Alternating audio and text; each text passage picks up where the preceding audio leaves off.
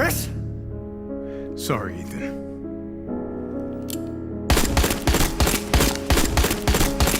Casualties continue to mount over the long years I've struggled.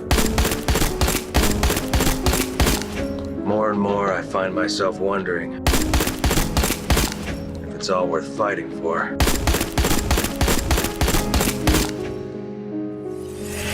Why? Yeah, it's worth it. Chris Redfield is not our hero. Heck, even the title of his last appearance blatantly spells it out for you. And this Chris that we're seeing now, the one that's going around shooting moms and taking babies, is not doing this as part of some undercover Umbrella sting operation. You either die a hero, or you live long enough to see yourself become the villain. No, I'm here to tell you that Chris has always been two-faced. Just look at the cover of the very first game compared to the latest cover. He literally has two faces. Cover one side, and he's terrified. Cover the other, and he's coming. Or is it the other way around? Anyway, this half of the new cover, he's straight up evil. And this goes way beyond just symbolism, inside and outside of the games. As you could see from my intro, the BSAA's poster boy, the All-American Boy Scout, is a jerk. And who could blame him? Just look at all the teams he's been a part of that have met their end of BOWs. Bravo team, 90%, in some cases, 100% dead. Alpha team, 50%, all dead. Delta squad, dead. Alpha team 2, dead. And his BSAA squad from the opening scene of Vendetta, all dead, even the VIP. And events like this just keep happening around Chris. Events that go way beyond bad luck or coincidence. Just look at how many people have conveniently died around Chris.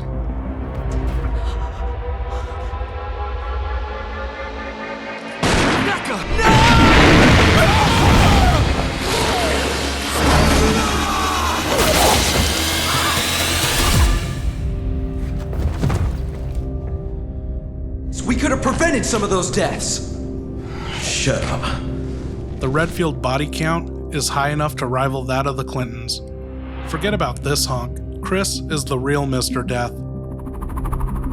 And this is just the tip of the iceberg, so get ready for a deep dive into the secret anti-hero that is Chris Redfield. Because for this episode of our research, I'll be covering everything from the canonical games to the canonical non-game works, such as Wesker's report and Jessica's report. And as much as we love to hate them, I'll even be including events from the animated films, so major spoilers ahead. Also, this is my own personal conspiracy theory, so don't expect any mention of Werewolf Chris, Doppelganger Chris, Mind Control Chris, Shapeshifter Chris, or any other ludicrous conspiracy theory. Stop! Are you with anybody, Jill? No, but why? The stars are finished. Someone is a traitor. Umbrella set us up. Rico!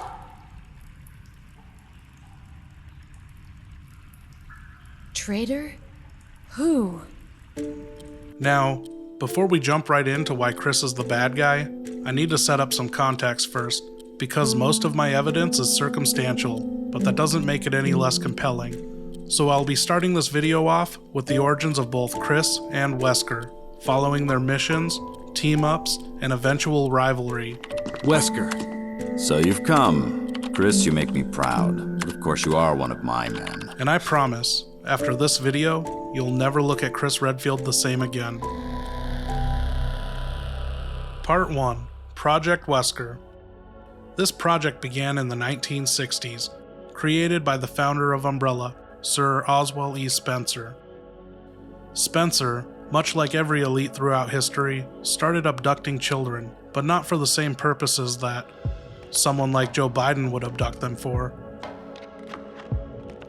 Nope, Spencer wanted to create a master race of humans, starting with a group of intelligent people, all who shared his ideals. And he went about this by abducting smart kids from all over the world, even kidnapping the poor ones, because they were just as bright and smart as the white ones. Poor kids are just as bright and just as talented as white kids. And each of these kids were given the last name Wesker. Unaware of their purpose, all these kids were free to do whatever they wanted in life, but the ones on the correct path found their way to Umbrella. By 1999, Phase 2 of the Wesker project had begun. Only 13 of the Wesker children were selected to be infected with an altered strain of the progenitor virus. This strain of the mother virus was injected through various methods. These candidates either received it willingly or unwillingly, contracting it from places like hospitals where they had no idea they were being infected. But in certain cases, like Albert's, he injected it into himself. And because the side effects varied from host to host, only 2 of the Wesker candidates survived, Alex and Albert. Alex developed super scoliosis, while Albert gained super strength, speed, cat eyes, and diabetes. Damn, she used to be a fine piece of ass. I can straighten that back out for her if you know what I mean. Yeah. Now before we get to Chris, there's a final detail about the Wesker project that needs to be covered. Every Wesker kid, on top of being raised to create a master race of humans, were also programmed with a desire to seek out and find their mysterious benefactor. That person being Spencer. Now, it's unknown how this programming was implemented. What is known is that Alex was exempt, since Spencer broke his own rules and let her in on the secret project. So as far as we know, Albert is the only known Wesker to meet his maker. Or was he? So, with these 3 phases covered, let's take a look at Chris Redfield and see how he checks off all the boxes to becoming a qualified Wesker. Chris Redfield's origins. After a car wreck mushed their parents, Chris and Claire became orphans, and not long after this tragic event, Chris abandoned his little sister to join the United States Air Force. And during his time served, he was quickly recognized as a skilled pilot and excellent marksman, but for reasons unknown, he was discharged for insubordination. He was just in the Air Force long enough to buddy up to Barry Burton, Chris is our old partner, you know, who landed him his next gig as point man for STAR's Alpha team. I'll go and check it out. All right. Jill and I will stay and secure this area. Now, I'm not sure when Chris made his connections with Umbrella, but according to this promotional comic that had a limited release alongside the first game and is widely considered canon, Chris had a lifelong best friend named Billy. Prisoner Billy Cohen, ex-lieutenant, 26 years old. Nope, not that Billy, but for visual purposes, let's use him as a stand-in. Anyway, Billy was a researcher for Umbrella, and Umbrella faked his death with a plane crash. Officially, Lieutenant Billy Cohen is dead. Yeah, I'm just a zombie now. But that didn't stop Billy from having late-night phone calls with Chris. So, you seem to know me. Been fantasizing about me, have you? Oh, I see. You're with stars. Well, no offense, honey, but your kind doesn't seem to want me around, so I'm afraid our little chat time is over. So now this gives Chris 2 real connections with Umbrella researchers and people who have ties with Umbrella. Albert Wesker, who was captain of STARS, and Billy. And with intel from Billy, Chris could have easily gotten himself kicked out of the Air Force to take up that open position at STARS, getting him closer to Wesker and Chief Irons. So what happened to Billy? Well, since he made the mistake of being friends with Chris Redfield, he ended up dying for reals. In the comic, Billy wants to go public on Umbrella, so Chris immediately hops in as Shelby Cobra, reaching speeds of 150 miles an hour. Damn, sounds like Chris really wanted this guy dead. Yeah, and where's a police officer coming up with the scratch to buy a ride like this? Dead parents? I guess. Anyway, to sum things up, someone slit Billy's throat, but not before Chris encountered some zombies and killed a zombie dog. Now, I know what it's like, having to kill your own dog, and it's not something I just go around telling people, but for Chris to not even mention any of this to anyone on his team, Chris was clearly hiding something. And I think it's safe to say, this checks off 2 of the requirements to becoming a Phase 3 Wesker. Chris is an orphan, working for Umbrella, well, working for STARS, led by Wesker, who's under orders from Umbrella, and Chris is straight up working for them now. He isn't even trying to hide it anymore.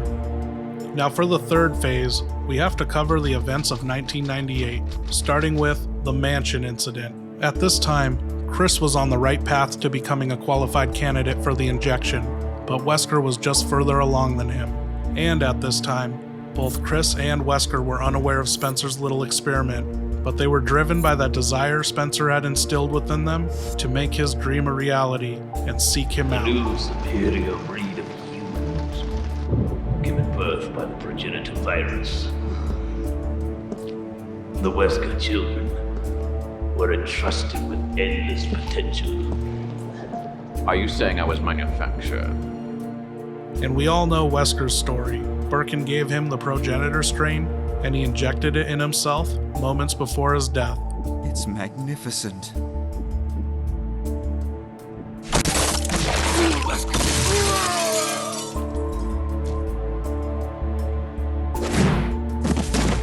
And I believe it was the false reporting of Wesker's death that led to the initiation of Chris's third phase. With Albert's death, the project's success rate had dropped down to only 18%, with no qualified individuals to replace Wesker, so Alex advised Spencer to start selecting individuals from the pool of failed candidates, Chris Redfield being one of those failures. Phase 3, Chris's Mutation. Now I've found evidence to suggest that Chris did in fact receive this shot. Whether it was willingly or unwillingly is anyone's guess though. At this time, it was still 1998 after the Mansion incident, and these shots were still being administered in hospitals, and Chris Redfield just so happened to attend one of these hospitals. Raccoon City Hospital to be exact, the very one from Resident Evil 3. You know, the one with the secret lab housing BOWs and vaccine research on the T-virus, making this the ideal spot for Chris to contract the virus. And how do I know he was here? Because I found his medical records and x-rays while playing through Resident Evil Outbreak. And if his mutation wasn't obvious enough, just look at these before and after photos. Just look at those muscle gains. You think it did anything for him between his legs? Yeah, it definitely changed his height and eye color. 5'11" to 6'1", blue eyes to brown eyes. All similar changes Wesker went through. He also gained special powers. Just look at his abilities from RE-verse. Indomitable spirit. The dude can refuse to die whenever he feels like it.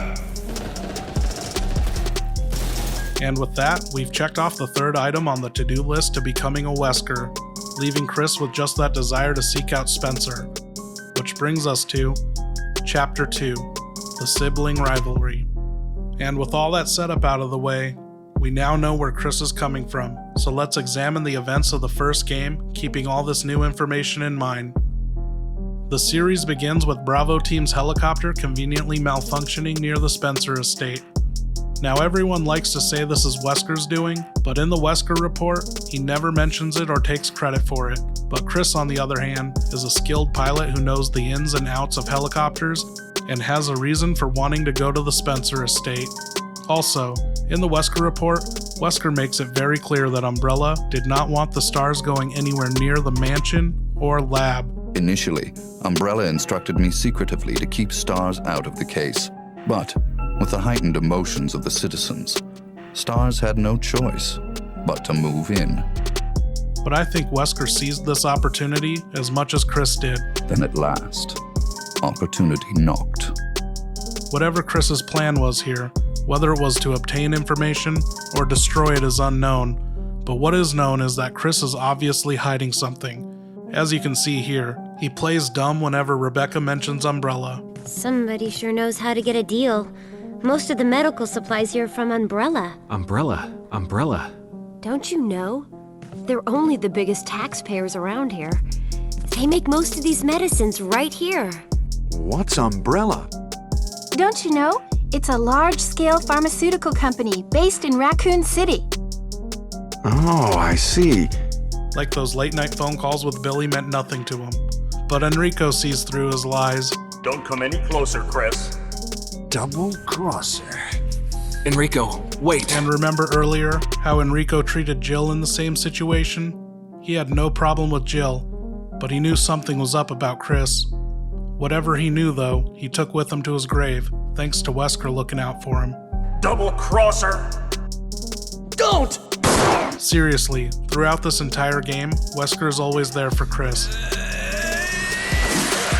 Chris, this way! He saves Chris from a dog, leaves Jill's handgun behind for him to find, repairs this door, leaves little notes for Chris along the way, along with supplies, and I have a few theories as to why Wesker plays favorites here. Theory 1. Wesker is under direct or indirect orders to look after Chris. Theory 2. Thanks to Chris's connects with Umbrella, Wesker and Chris have been in cahoots all along. Theory 3. Even though they're not really related, Wesker children have been known to form familial bonds, as observed between Alex and Albert. Also, when given the chance, Jill immediately names Wesker as the traitor. Chris, Wesker's the... I know. But when the roles are reversed, Chris never gives up Wesker's name. Of course I'm alive. Jill, there's something big going down, and I don't think we're part of the equation. Chris, you make me proud. And like brothers, Chris and Wesker are competitive, even though they share a similar goal here, and that goal is to find information on Spencer, and this estate was the best place to obtain it.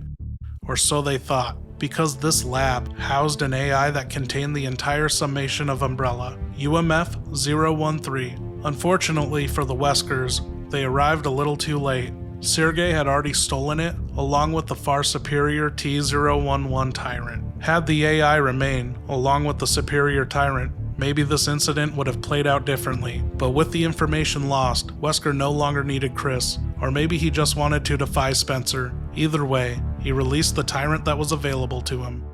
Time for show and tell.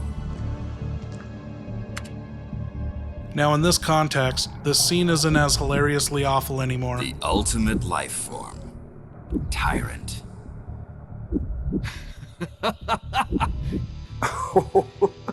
Chris? Stop it. Never mind. Who am I kidding? It's cringe. But given this context, I believe Chris is actually mocking Wesker's life's work here, as if he can tell it's a failure. Wesker, you're pitiful. This is your savior? And I think he's a little bit relieved, because all this time, up to this point, Chris was driven by his curiosity, believing Wesker was on the verge of something great, and he wanted to see what Spencer's best protege had to offer. And it was a joke. Chris does more damage to Wesker with this line than he ever did with a weapon. You say this failure is your savior? You could make sure yourself whether Tyrant is a failure or not. He forced Wesker's hand and revealed that Spencer's project was no step closer to achieving that New World Order, and this Tyrant was premature. What? Premature? Hey now, I think we've all been there before. And what happened next, I believe, was an honest mistake. Wesker died. I died once. I will never forget the cold, dark fingers of death reaching out for me. Only to be reborn, like a phoenix from the ashes. An ability I believe Chris has too, but he hasn't cashed it in yet. I had risen beyond the human race and cheated death itself. So Chris defeats Tyrant and sends Rebecca to set the self-destruct all by herself, not because he cares about containing the virus, but because he wants to bury the evidence, and maybe, if he's lucky, Rebecca would accidentally get herself killed in the process. Chris wanted her dead. Why didn't you just shoot her? Might need the bullets.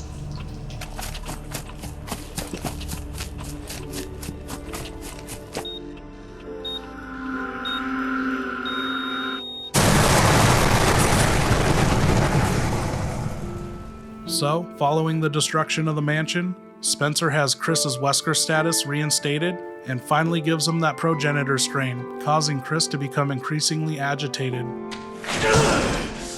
As reported by Jill Valentine. Chris, we need to stay calm. She witnesses Chris assault a fellow officer, Elrant, from the little boy's unit, over some spilt coffee. Don't believe me? Just look in Jill's diary. And after Jill saves Elrant from Chris's new boulder-punching strength, Chris just winks at her and walks away. This event alone is enough to convince me that Chris is evil now. He sounds just like Bully Maguire. Gonna cry? And immediately after this event, Chris skips town without telling any of his friends or family of his whereabouts, putting his sister's life in danger, not once, but twice. In fact, The only people who had direct contact with Chris during this time was Umbrella. But before we get into Code Veronica, I want to point out that Jill found one of Chris's hideouts covered in bloodstains with the STARS knife stabbed in the floor. I believe this was a message left for Wesker, and I'll get into that a little later. Now for the events of Code Veronica. The game opens up with no real context or setup as to why Claire is storming an Umbrella facility in Paris, like some goddamn one-man-woman army. She's doing this though because she was set up, fed false intel by Chris, who used her as bait in order to find Umbrella's secret Nazi camp, because it was almost time for Alexia's quinceañera. Just look at Chris's epilogue from Resident Evil Nemesis to see what Chris was up to during Claire's arrest. He starts off by saying, "Forgive me, Claire." At least he's feeling some guilt for setting her up, and just as he receives word that Umbrella's taken the bait, he removes his standard issue Wesker shades to check out a girl who looks just like his sister. And you guys thought the Ashfords were creepy? And what happens next is something that has always bothered me. Just how exactly did Chris know which cliff face would lead him to the secret entrance? Why was he climbing without gear? And what was in that satchel that he lost? All questions I believe I can finally answer thanks to this Chris Wesker theory. You see, Chris was already well on his way to Rockford Island long before Leon ever got a hold of him. Chris knew exactly where to go, where to climb, thanks to the GPS tracker he had placed on Claire. That's right, before Chris abandoned Claire, he gave her his lighter, a lighter fitted with a tracking beacon. Have you seen anyone named Claire Redfield? Did you just say Claire? You know who she is, don't you? Don't worry about her. I helped her escape. Keep it. It was a gift from my brother, but... Thanks. I guess my sister owes you. Thanks for helping her. Everyone's gone.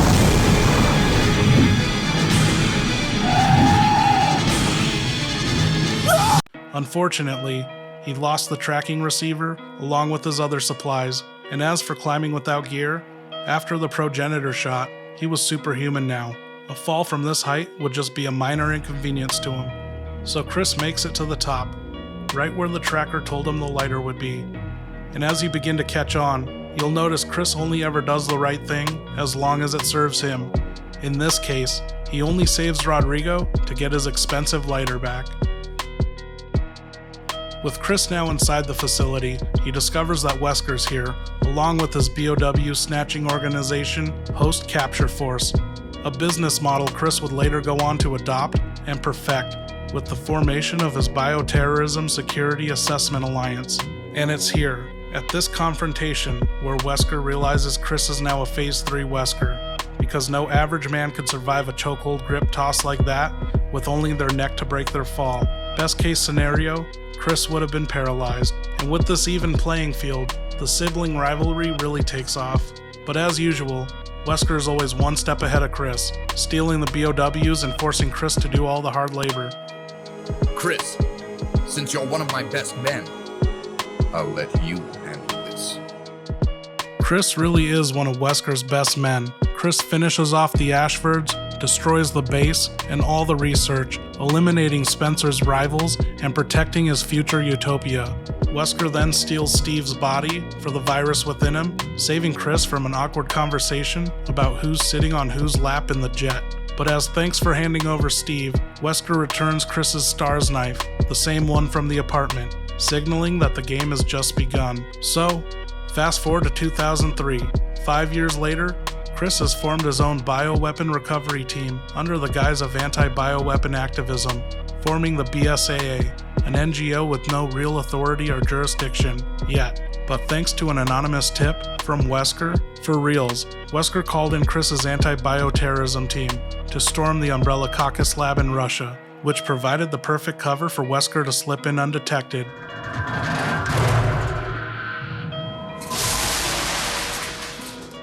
Even though he was immediately detected. He's like a little black cockroach. Anyway, it's here at this lab where Chris and Wesker have finally located UMF-013, but just like before, they come out empty-handed. UMF-013 did not contain the information on Spencer they were looking for. So Wesker and Chris did the next best thing they could think of. They put the squeeze on Spencer. With help from Chris, Wesker testified anonymously against Umbrella, and paired with the evidence they gathered from UMF 013, it was enough to bring down Umbrella and seize Spencer's assets, which whittled his staff down to just a handful of guards and his personal butler. And with this victory, the BSAA began to expand, taking part in the infamous Terra Grigia panic, where they were unable to intervene thanks to restrictions imposed by the Federal Bioterrorism Commission. In 2004, Veltro, a terrorist group opposing the city's development, launched a bioterrorist attack. They not only released a virus, but also several creatures, known as bioorganic weapons, further complicating the situation. This launched one of the worst tragedies the world has ever seen. Now I know what you're all thinking. What does any of this have to do with Chris Redfield being evil? How is the formation of the BSAA evil? And the answer is simple. The BSAA is just as evil as any other organization that thrives off terror and catastrophe. Organizations like this need fear and events just like the Terra Grigia panic to grow and receive more funding. And if the BSAA were real, they'd be the worst of the worst, going beyond just sitting idly by while people suffer. And who are you supposed to trust? Politicians who sell their souls for a few votes? CEOs who betray consumers for a quick buck? Count on us instead. We're above the politics, always watching, always ready to face the threat head on. We are the unflinching mop that sops up the evils of bioterrorism and chemical warfare. So, because Chris needed power, he needed his NGO to be officially sanctioned by the United Nations. And in order to achieve this, he needed to distance the BSAA from the FBC. So he conspired with Tricell spies that had infiltrated the FBC, one of which was hired by Excella Gioni herself, Excella who worked directly with Albert Wesker. These two spies were Jessica Sherawat and Raymond Vester. Together, they devised a plan that would get the FBC to expose themselves as the real terrorists. This false flag terror operation was led by Clive R. O'Brien, and this operation was carried out at the expense of their own people, friends, and colleagues. A sacrifice Chris was willing to make, and it wouldn't be the first time. Overall, the plan was successful. Morgan Lansdale of the FBC was arrested, and the BSAA was officially sanctioned, giving Chris the authority and resources necessary to track down Spencer.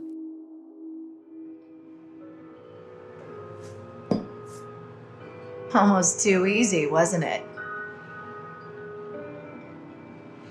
The company let them take Morgan out with the trash.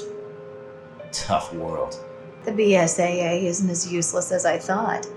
Things could really heat up. Indeed. The fun's just getting started.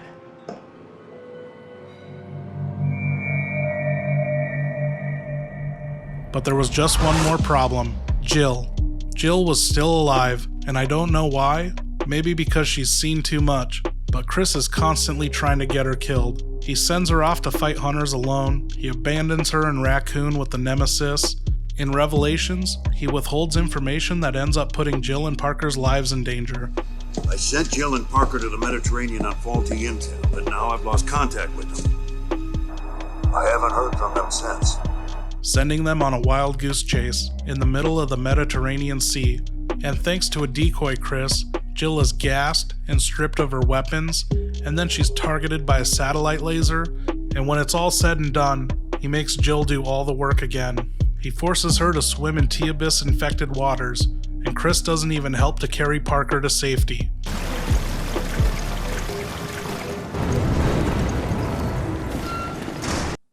Wow, seriously, Chris?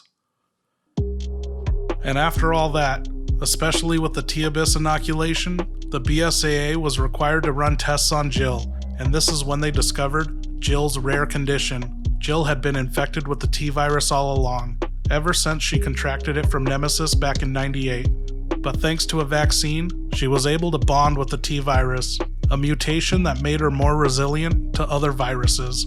And word of this discovery quickly got back to Wesker, thanks to his moles in the BSAA, which Chris had hired. And it was around this time, after everything they've been through, after all the searching and fighting, Spencer decided to finally call it quits. Seriously, for reasons unknown, he just had his butler call up Albert and was like, "Yo, I'm hiding in this castle in Europe." So, in classic Wesker double-cross fashion, he called up the BSAA and tipped them off to Spencer's location, and a deal was made in secret. Wesker would hand over Spencer in exchange for Jill Valentine. Unbeknownst to Jill, she followed Chris into the estate. Now, I don't know exactly what happened next, if this was just a classic Wesker triple cross, or if this was just Wesker losing his cool, but either way, he didn't hold up his end of the deal. He robs Chris of that meeting with Spencer, and Spencer of his dreams of immortality, by punching right through the geezer, in a similar fashion that his own creation had once punched through him. The right to be a god.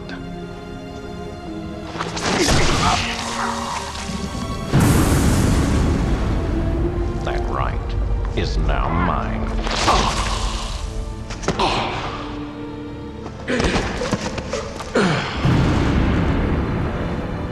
The right to be a god. And with this event playing out right before Chris's eyes, it signified the end of the Wesker project and the beginning of Project Redfield. Chris Redfield was the failsafe project that none of the other Weskers knew about. Upon witnessing the murder of his benefactor, Chris immediately went into contingency mode. Spencer had put his faith in the wrong Wesker child, but Chris was going to do everything within his powers to protect Spencer's legacy, and that meant eliminating the corrupt and unworthy Weskers. So, the Wesker brothers duke it out, for realsies this time. Wesker may be faster, but Chris has that super strength and that indomitable spirit, which explains why Wesker can't just punch through him. But as usual, Wesker gets what he wants, and Chris is left empty-handed again. Which brings us to the events of Resident Evil 5. The year is 2009. As for the reasons he wished to participate in the mission, Chris would not comment. Whether he is withholding information or not is unclear. BSAA document on Chris's involvement in Africa. It had been 3 years since Wesker had run off with Jill, and after hearing rumors of a new doomsday device and potential Jill sightings, Chris finally had a lead. What do you know about Ouroboros? Robo? No. Did Natalia go to the same school of playing dumb that Chris did? It must be a Wesker thing. Oh, I see. But before he could get started, he had to get his whole team slaughtered, for old time's sake. And with this tradition out of the way, he is free to explore these old African labs without question or suspicion. You'll see Chris is very familiar here, either with this specific installation or ones just like it. He knows how to operate every terminal, as if he has his own username and password.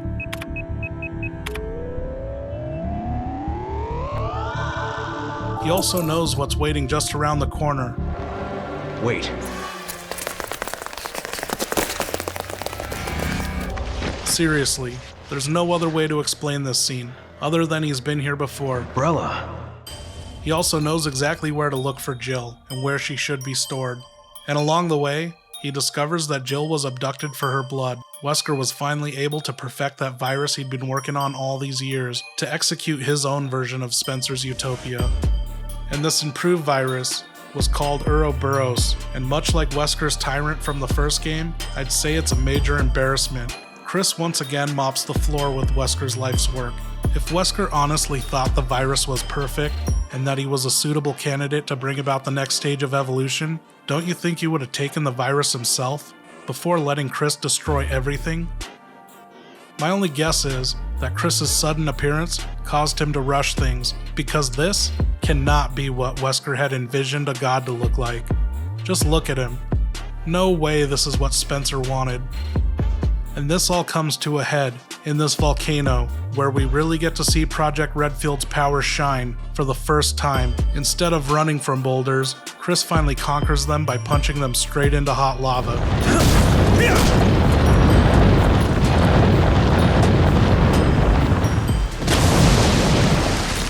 Talk about a character arc. Next up, he mounts Wesker's infected wiggly sausage back. Chris starts gaping that rectum around Wesker's heart like it's no big deal. If anyone else attempted this, this would happen to them. This action alone leads me to believe that Chris is actually the chosen one, worthy of being Wesker's so-called god. Chris bonded with the progenitor strain like no other candidate. Also, as far as we know, Chris doesn't require constant injections of insulin to maintain his abilities.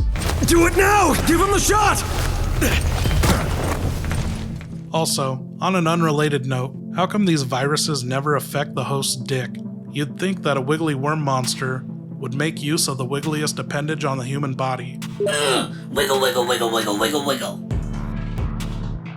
And with the deaths of the remaining Wesker children at the hands of the Redfields,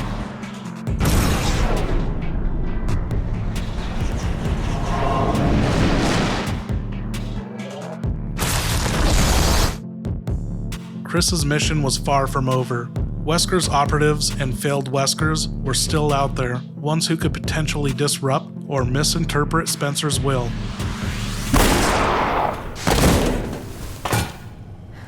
Now you can call me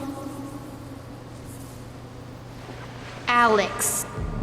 And to wrap up this chapter of Project Redfield, I just want to point out Chris Redfield's brave bomber jacket from the PC port of the original Resident Evil. It is the only Redfield jacket that is not a Queen reference, and on it you will notice there are 13 little bombs under one big bomb. 13 representing the number of selected Wesker kids, and the one big bomb representing Project Redfield. Part 3, Chris Redfield. Chris takes on a new assignment under the cover of combating BOWs in conflict zones in East Adonia. The year is 2012. His real mission here, though, is to find the one with the same blood as Albert Wesker, and along the way, his squad encounters a woman who he believes is Ada Wong, one of Wesker's former operatives. But for anyone who's played this game, you'll know this is not Ada Wong. This is Ada Wang, Ada's doppelganger, who was created by Derek Simmons, a top figure in the Illuminati and national security advisor to the president.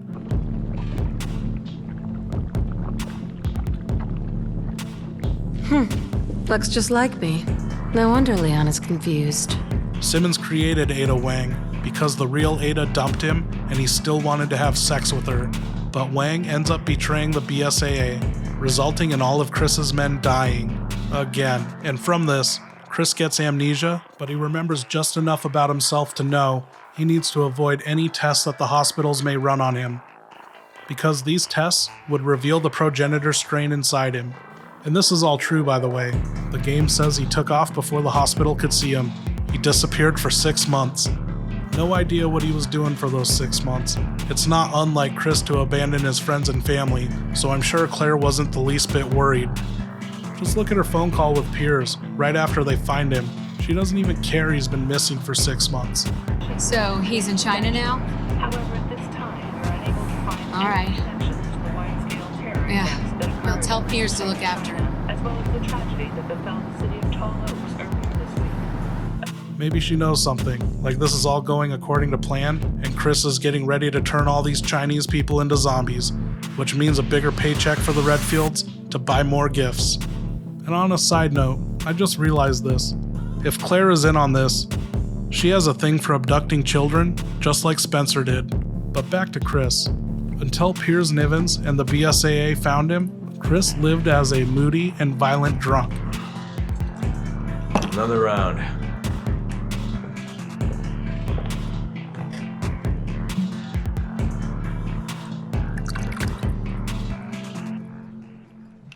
Fill her up. You've had enough. Listen, sweetheart. You're here to pour drinks and look pretty. So how about you shut your mouth? How about you get the hell out of my bar? And this, ladies and gentlemen, is the real Chris Redfield. Nowhere to go. Behind the facade is an arrogant asshole, only acting this way because he's alone. And the true test of a man's character is what he does when he believes no one is watching. So after they catch him, Chris's memory begins to come back little by little. He goes along with the BSAA, probably in hopes to get more of his men killed. And whoops, what do you know? Chris's blind hatred and programming from Spencer get all his men killed again. With poor leadership skills and constantly losing his cool. Is this what he was like when the Air Force kicked him out? Do you even care about our mission anymore?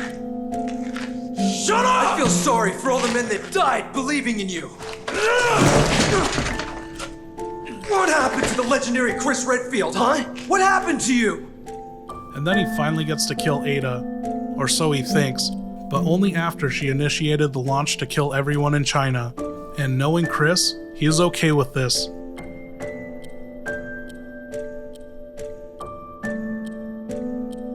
That is, until he remembered that Leon is in the strike zone, and this missile could ruin any chance of him making babies with Claire. I'm sorry to interrupt your vacation, but we really need to talk. Do you really need to fuck Chris's sister, Claire? Leon! Leon, where are you? Chris, we're just outside of Tachi. Why?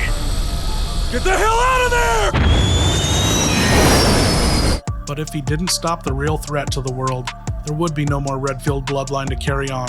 So he lets everyone in China die to save the world from the C virus that threatens Spencer's vision and his own bloodline. This is the key to stopping the C virus. It's... Jake. What does the C stand for? Coronavirus? Anyway, so he's now being forced to save Jake Wesker, Wesker's son. Everyone believes Jake is the world's only hope to finding a cure, but they're wrong. Chris's antibodies also hold the cure. He just doesn't want anyone knowing this, so he saves Jake and saves the world. Chris can save the world time and time again, but he can never save his own teammates. Later, peers. Gifts from the BSAA. They said that's the best they can do for us for now. And later, in Resident Evil Vendetta, Leon and Chris wreak havoc on New York, getting all their men killed, killing pedestrians, causing like 3 9/11s, and refusing to wear gear that would protect them from infections.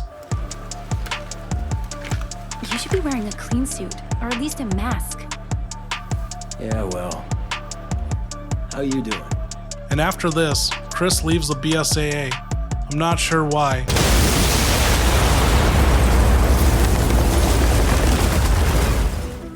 But Chris finally embraces who he is and goes full Umbrella, abducting BOWs for Blue Umbrella like Ethan and Mia, and possibly looking for new ways to perfect the virus and finally achieve Spencer's New World Order. Or maybe he plans to resurrect Spencer, which is no longer impossible at this point in the series. We've learned people can be copied, cloned, their consciousness can be digitized and inserted into young minds. Maybe we'll see the return of Alex in Natalia's body, and she will resurrect Wesker and put his consciousness into Jake's body. My other theory is that Chris is secretly Hunk. I mean, we've never seen the two in the same room, which would explain why Hunk is always the lone survivor too, and Lady Hunk could be Claire. But for my final theory, I think that Chris is just an asshole looking out for himself, and this has all been one big misunderstanding. You think you'll get away with this? I already have, Jill. So, my predictions for Resident Evil 8, Chris will die early, but thanks to his abilities, he'll probably be back before the credits roll. And that's it for my Crispiracy video. What are your predictions for Resident Evil 8 and the future of the series? Leave a comment, let me know if I left anything out, and if you enjoyed this video and want to see more like it, make sure to subscribe. Also, I have a Patreon if you really want to support the channel. I'll be providing extra Resident Evil content over there. I'll be sharing my Resident Evil art and commentary, and once a month, I'll be uploading unique Resident Evil AMVs. So check it out. It's cheap and for a good cause. Thanks for watching. Now check out these other Mr. T-Virus videos.